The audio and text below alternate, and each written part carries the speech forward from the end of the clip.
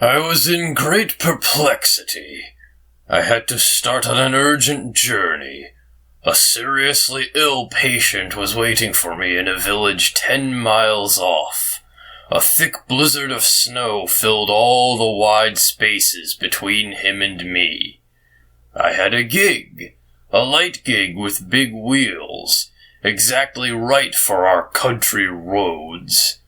Muffled in furs, my bag of instruments in my hand, I was in the courtyard all ready for the journey, but there was no horse to be had.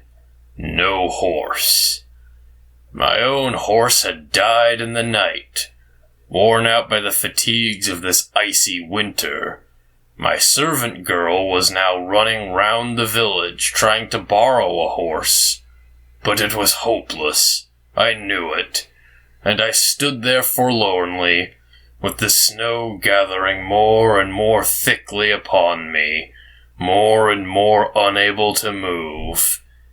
In the gateway the girl appeared, alone, and waved the lantern.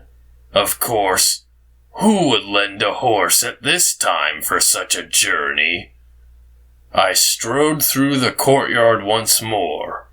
I could see no way out.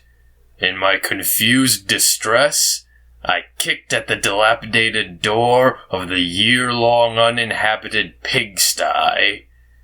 It flew open and flapped to and fro on its hinges. A steam and smell as of horses came out from it. A dim stable lantern was swinging inside from a rope.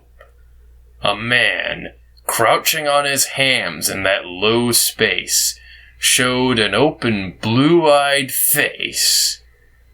"Shall I yoke up?"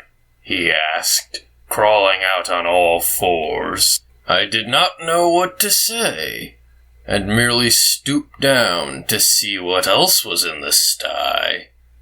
The servant girl was standing beside me. "You never know what you're going to find in your own house," she said, and we both laughed. "Hey there, brother! Hey there, sister!"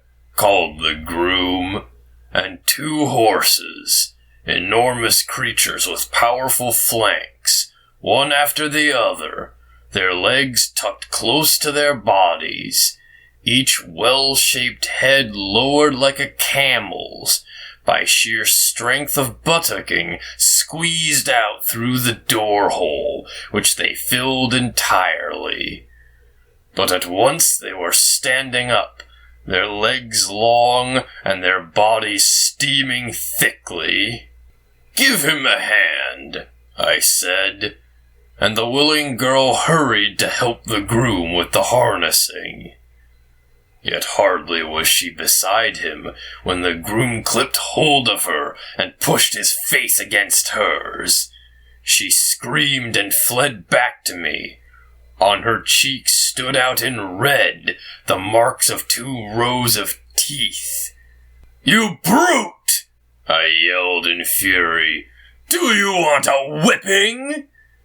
But in the same moment reflected that the man was a stranger, that I did not know where he came from, and that of his own free will he was helping me out when everyone else had failed me. As if he knew my thoughts, he took no offense at my threat, but, still busied with the horses, only turned round once towards me. "Get in," he said then, and indeed everything was ready. A magnificent pair of horses, I observed, such as I had never sat behind, and I climbed in happily. "But I'll drive. You don't know the way," I said. "Of course," said he. "I'm not coming with you anyway. I'm staying with Rose." "No!" shrieked Rose, fleeing into the house with a justified presentiment that her fate was inescapable. I heard the door chain rattle as she put it up. I heard the key turn in the lock. I could see, moreover, how she put out the lights in the entrance hall, and in further flight all through the rooms to keep herself from being discovered. "You're coming with me," I said to the groom, "or I won't go, urgent as my journey is. I'm not thinking of paying for it by handing the girl over to you." "Get up," he said, clapped his hands. The gig whirled off like a log in a freshet. I could just hear the door of my house splitting and bursting as the groom charged at it. And then I was deafened and blinded by a storming rush that steadily buffeted all my senses. But this only for a moment, since, as if my patient's farmyard had opened out just before my courtyard gate, I was already there. The horses had come quietly to a standstill. The blizzard had stopped. Moonlight all around. My patient's parents hurried out of the house, his sister behind them. I was almost lifted out of the gig. From their confused ejaculations I gathered not a word. In the sick room the air was almost unbreathable. The neglected stove was smoking. I wanted to push open a window, but first I had to look at my patient. Gaunt, without any fever, not cold, not warm, with vacant eyes, without a shirt, the youngster heaved himself up from under the feather bedding, threw his arms around my neck, and whispered in my ear, "Doctor, let me die." I glanced round the room. No one had heard it. The parents were leaning forward in silence, waiting for my verdict. The sister had set up a chair for my handbag.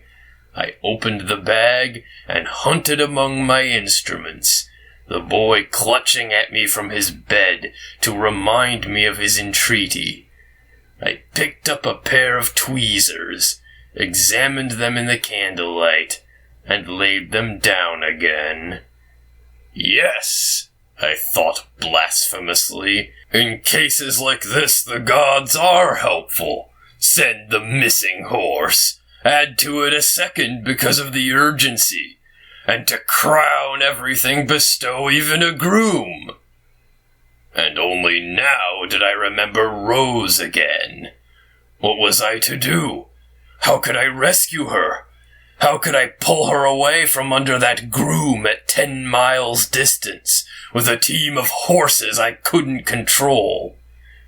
These horses, now, they had somehow slipped the reins loose, pushed the windows open from outside.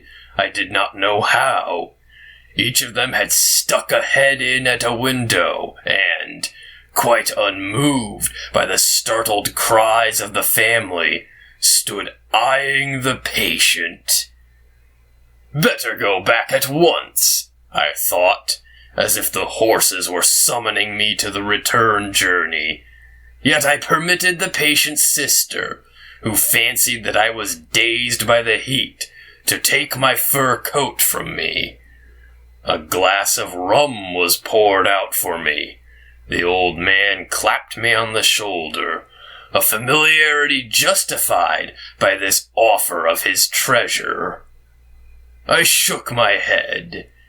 In the narrow confines of the old man's thoughts I felt ill. That was my only reason for refusing the drink. The mother stood by the bedside and cajoled me towards it. I yielded, and while one of the horses whinnied loudly to the ceiling, laid my head to the boy's breast, which shivered under my wet beard. I confirmed what I already knew. The boy was quite sound. Something a little wrong with his circulation, saturated with coffee by his solicitous mother, but sound and best turned out of bed with one shove. I am no world reformer, and so I let him lie. I was the district doctor, and did my duty to the uttermost, to the point where it became almost too much. I was badly paid, and yet generous and helpful to the poor. I had still to see that Rose was all right, and then the boy might have his way, and I wanted to die too. What was I doing there in that endless winter? My horse was dead, and not a single person in the village would lend me another. I had to get my team out of the pigsty. If they hadn't chanced to be horses, I should have had to travel with swine. That's how it was. And I nodded to the family. They knew nothing about it, and, had they known, would not have believed it. To write prescriptions is easy, but to come to an understanding with people is hard. Well, this should be the end of my visit. I had once more been called out needlessly. I was used to that. The whole district made my life a torment with my night bell. But that I should have to sacrifice Rose this time as well, the pretty girl who had lived in my house for years almost without my noticing her, that sacrifice was too much to ask, and I had somehow to get it reasoned out in my head with the help of what craft I could muster in order not to let fly at this family, which with the best will in the world could not restore Rose to me. But as I shut my bag and put an arm out for my fur coat, the family meanwhile standing together, the father sniffing at the glass of rum in his hand, the mother apparently disappointed in me. Why, what do people expect? Biting her lips with tears in her eyes, the sister fluttering a blood-soaked towel. I was somehow ready to admit conditionally that the boy might be ill after all. I went towards him. He welcomed me smiling, as if I were bringing him the most nourishing invalid broth. Ah, now both horses were whinnying together. The noise, I suppose, was ordained by heaven to assist my examination of the patient.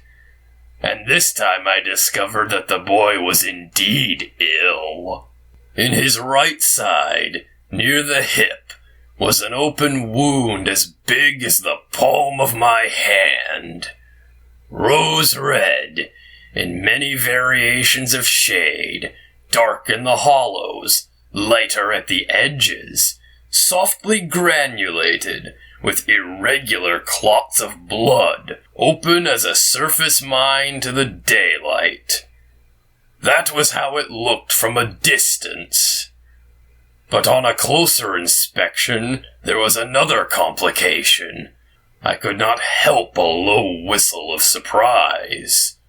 Worms, as thick and as long as my little finger, themselves rose red and blood-spotted as well, were wriggling from their fastness in the interior of the wound towards the light, with small white heads and many little legs. Poor boy, you are past helping. I had discovered your great wound. This blossom in your side was destroying you. The family was pleased. They saw me busying myself. The sister told the mother the father. The father told several guests who were coming in, through the moonlight at the open door, walking on tiptoe, keeping their balance with outstretched arms. "Will you save me?" whispered the boy with a sob, quite blinded by the life within his wound. That is what people are like in my district, always expecting the impossible from the doctor. They have lost their ancient beliefs. The parson sits at home and unravels his vestments, one after another. But the doctor is supposed to be omnipotent with his merciful surgeon's hand. Well, as it pleases them. I have not thrust my services on them. If they misuse me for sacred ends, I let that happen to me too. What better do I want, old country doctor that I am, bereft of my servant girl? And so they came, the family and the village elders, and stripped my clothes off me. A school choir with the teacher at the head of it stood before the house and sang these words to an utterly simple tune. Strip his clothes off, then he'll heal us. If he doesn't, kill him dead. Only a doctor, only a doctor. Then my clothes were off, and I looked at the people quietly, my fingers in my beard, and my head cocked to one side. I was altogether composed and equal to the situation, and remained so, although it was no help to me, since they now took me by the head and feet and carried me to the bed. They laid me down in it next to the wall, on one side of the wound. Then they all left the room. The door was shut. The singing stopped. Clouds covered the moon. The bedding was warm around me. The horses' heads in the open window wavered like shadows. "Do you know," said a voice in my ear, "I have very little confidence in you. Why, you were only blown in here. You didn't come on your own feet. Instead of helping me, you're cramping me on my deathbed. What I'd like best is to scratch your eyes out." "Right," I said. "It is a shame. And yet I am a doctor. What am I to do? Believe me, it is not too easy for me either." "Am I supposed to be content with this apology?" "Oh, I must be. I can't help it. I have always had to put up with things. A fine wound is all I brought into the world. That was my sole endowment." "My young friend," said I, "your mistake is, you do not have a wide enough view. I have been in all the sick rooms, far and wide, and I tell you, your wound is not so bad. Done in a tight corner with 2 strokes of the axe. Many a one proffers his side, and can hardly hear the axe in the forest, far less that it is coming nearer to him." "Is that really so? Or are you deluding me in my fever?" "It is really so. Take the word of honor of an official doctor." And he took it, and lay still. But now it was time for me to think of escaping. The horses were still standing faithfully in their places. My clothes, my fur coat, my bag were quickly collected. I didn't want to waste time dressing. If the horses raced home as they had come, I should only be springing, as it were, out of this bed into my own. Obediently, a horse backed away from the window. I threw my bundle into the gig. The fur coat missed its mark and was caught on a hook only by the sleeve. Good enough. I swung myself onto the horse. With the reins loosely trailing, one horse barely fastened to the other, the gig swaying behind, my fur coat lost in all the snow. "Gee up," I said. but there was no galloping. Slowly, like old men, we crawled through the snowy wastes. A long time echoed behind us the new but faulty song of the children. Oh, be joyful, all you patients. The doctor's laid in bed beside you. Never shall I reach home at this rate.